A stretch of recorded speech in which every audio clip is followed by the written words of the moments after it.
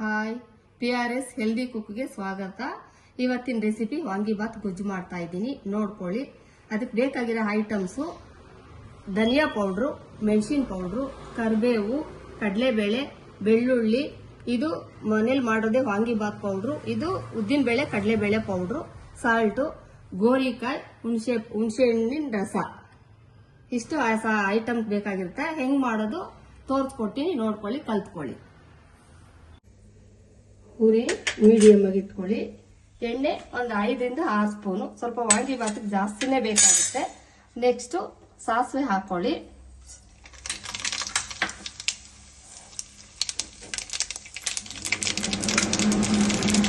ಸಾಸಿವೆ ಸಿಡಿದ ತಕ್ಷಣ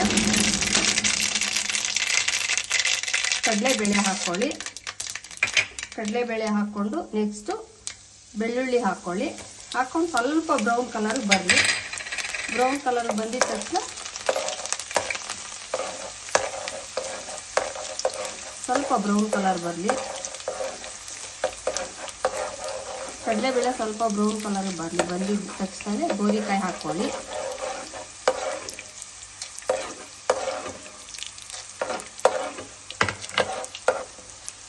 ಉರಿ ಯಾವಾಗಲೂ ಮೀಡಿಯಮ್ ಅಲ್ಲೇ ಇಟ್ಕೊಳ್ಳಿ, ಇಲ್ಲಾಂದ್ರೆ ಸೀದೋಗ್ಬಿಡ್ತವೆ. ನೋಡಿ, ಗೋರಿಕಾಯಿ ಹಾಕ್ತಾ ಇದ್ದೀವಿ. ಗೋರಿಕಾಯಿ ಹಾಕಿದ ತಕ್ಷಣ ಕರಿಬೇವು ಹಾಕೊಂಡ್ಬಿಡಿ. ಚೆನ್ನಾಗಿ ಗೋರಿಕಾಯಿ ಎಣ್ಣೆಲಿ ಫ್ರೈ ಆಗಿಬಿಡ್ಲಿ. ಇವತ್ತಿನ ಸ್ಪೆಷಲ್ ಏನಪ್ಪ ಅಂತಂದರೆ, ಎಲ್ಲರೂ ಬದನೆಕಾಯಿ ಹಾಕೇನೆ ವಾಂಗಿಬಾತ್ ಮಾಡಬೇಕು ಅನ್ಕೋತಾರೆ. ಇಲ್ಲ, ಗೋರಿಕಾಯಿ ಹಾಕಿ ಮಾಡ್ತೀನಿ, ತೊಂಡೆಕಾಯಿ ಹಾಕಿನೂ ವಾಂಗಿಬಾತ್ ಮಾಡ್ಬೋದು. ಟೇಸ್ಟ್ ತುಂಬ ಚೆನ್ನಾಗಿರುತ್ತೆ. ಒಂದ್ಸಲ ಮಾಡ್ಕೊಂಡು ಟ್ರೈ ಮಾಡಿ ನೋಡಿ, ತುಂಬ ಚೆನ್ನಾಗಿ ಬರುತ್ತೆ. ಇದು ಎಣ್ಣೆಲಿ ಚೆನ್ನಾಗಿ ಫ್ರೈ ಆಗಬೇಕು. ಮನೆಯಲ್ಲೇ ಮಾಡ್ಕೊಡ್ತಾ ಇರ್ತೀವಿ ವಾಂಗಿಬಾತ್ ಪೌಡ್ರು, ಬಿಸಿಬೇಳೆ ಬಾತ್ ಪೌಡ್ರು ಎಲ್ಲನೂ. ಬೇಕಿದ್ರೆ ಕಮೆಂಟ್ ಮಾಡಿ ಹೇಳಿ, ಪೌಡರ್ ಬೇಕಿದ್ರೆ ಮಾಡಿ ತೋರಿಸ್ತೀನಿ, ಹೇಳ್ಕೊಡ್ತೀನಿ. ನೋಡಿ, ಗೋರಿಕಾಯಿ ಇಷ್ಟು ಅದಕ್ಕೆ ಬೆಂದಿದ ತಕ್ಷಣ ನಾನೇ ಮನೇಲಿ ರೆಡಿ ಮಾಡಿರೋದು ವಾಂಗಿಬಾತ್ ಪೌಡ್ರು ಮಿಕ್ಸ್ ಮಾಡ್ತಾ ಇದ್ದೀನಿ ಈಗ. ನೆಕ್ಸ್ಟು ಇದನ್ನು ಮನೆಯಲ್ಲೇ ಮಾಡಿರೋದು ಕಡಲೆಬೇಳೆ, ಉದ್ದಿನಬೇಳೆ ಪೌಡ್ರ್ ಹಾಕ್ತಾ ಇದ್ದೀನಿ. ಅದಕ್ಕೆ ಸ್ವಲ್ಪ ಧನಿಯಾ ಪೌಡ್ರು ಹಾಕ್ತಾ ಇದ್ದೀನಿ. ಎಲ್ಲ ಒಂದೇ ಸಲನೇ ಹಾಕೊಂಡ್ಬಿಡಿ, ಒಂದಾದ್ಮೇಲೆ ಒಂದು ಅನ್ನೋದೇನಿಲ್ಲ. ಗೋರಿಕಾಯಿ ಬೆಂದಿದ ತಕ್ಷಣನೇ ಇದೆಲ್ಲ ಅದಕ್ಕೆ ಮಿಕ್ಸ್ ಮಾಡ್ಕೊಬೋದು, ಪರವಾಗಿಲ್ಲ. ಸ್ವಲ್ಪ ಮೆಣಸಿನ ಪೌಡ್ರ್ ಹಾಕ್ತಾ ಇದ್ದೀನಿ. ಮೆಣಸಿನ ಪೌಡ್ರ್ ನೋಡ್ಕೊಂಡು ಹಾಕ್ಕೊಳ್ಳಿ. ಉಪ್ಪು ಅಷ್ಟೇ, ಉಪ್ಪು ಹಾಕ್ತಾ ಇದ್ದೀನಿ. ನೀವು ನೋಡ್ಕೊಂಡು ಉಪ್ಪು ಹಾಕ್ಕೊಳ್ಳಿ, ಎಷ್ಟು ಬೇಕೋ ಅಷ್ಟು. ಎಷ್ಟು ಬೇಕೋ ಅಷ್ಟು ನೋಡ್ಕೊಂಡು ಉಪ್ಪು ಹಾಕ್ಕೊಳ್ಳಿ, ರುಚಿಗೆ ತಕ್ಕಷ್ಟು. ನೆಕ್ಸ್ಟು ಹುಣಸೆಹಣ್ಣು ರಸ ಇದೆ, ಹುಣಸೆಹಣ್ಣು ರಸ ಹಾಕ್ತಾ ಇದ್ದೀನಿ. ಈ ಥರ ಮಾಡ್ಕೊಂಡು ನೋಡಿ, ಸೂಪರಾಗಿದೆ. ಇದಕ್ಕೆ ಬೆಲ್ಲನಾದರೂ ಸ್ವಲ್ಪ ಹಾಕ್ಬೋದು, ಅಥವಾ ನಾನು ಬೆಲ್ಲ ಇಲ್ಲ ಅಂದರೆ ಸಕ್ಕರೆನಾದ್ರೂ ಹಾಕ್ಬೋದು, ಪರವಾಗಿಲ್ಲ. ಏನು ಬೇಕೋ ಹಾಕ್ಕೋಬೋದು. ಸ್ವಲ್ಪ ಗಟ್ಟಿ ಆದರೆ ನೀರು ಹಾಕ್ಕೊಳ್ಳಿ, ಪರವಾಗಿಲ್ಲ. ಸ್ವಲ್ಪ ನೋಡ್ಕೊಂಡು ಹಾಕ್ಕೊಳ್ಳಿ ನೀರು. ತುಂಬ ಚೆನ್ನಾಗಿ ಬರುತ್ತೆ. ಟೇಸ್ಟ್ ಮಾಡಿ ನೋಡಿ, ಹೇಳಿ, ಲೈಕ್ ಮಾಡಿ, ಕಮೆಂಟ್ ಮಾಡಿ, ಶೇರ್ ಮಾಡಿ, ಸಬ್ಸ್ಕ್ರೈಬ್ ಮಾಡಿಬಿಡಿ.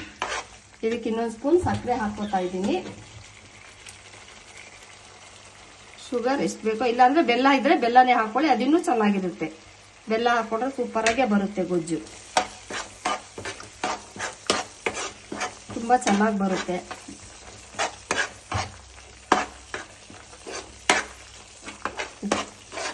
ಗೊಜ್ಜು ರೆಡಿ ಆಗ್ತಾ ಇದೆ.